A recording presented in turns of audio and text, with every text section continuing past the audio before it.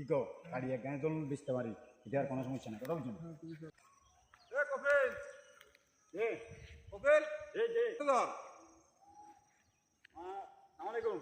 ওয়ালাইকুম সালাম। এটা কি লাইছো? আমরা তো মনে হচ্ছিলাম ওই সরকারি গ্যাস, মানে এক গায়ে মনে হচ্ছিলাম রোজ বেশি রেতাম আমরা তো।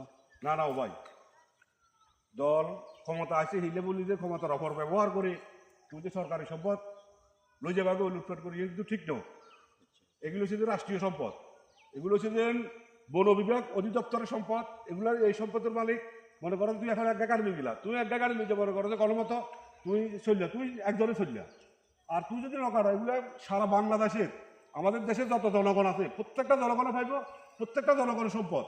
সুতরাং এই সম্পদ নষ্ট করার দায়িত্ব নয়, এগুলো আমরা সবার নৈতিক দায়িত্ব এগুলো রক্ষা করা, ঠিক আছে? এগুলো আমরা সবার নৈতিক দায়িত্ব, এগুলো আমরা আমাদের রক্ষা করতে হবে, রক্ষা করা হচ্ছে আমাদের কর্তব্য। ওই জন্য জনগণ ভোট দিই, আমাদেরকে নেতা বানাচ্ছে কোনোদিন।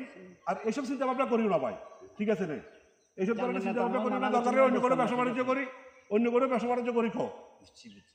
দেশ অঞ্চলে ব্যবসা বাণিজ্যের কোনো অভাব নাই, বহু রকমের বহু ব্যবসা আছে। ব্যবসা বাণিজ্য করা, হালাল পথে চলা, হালাল ইনকাম করো।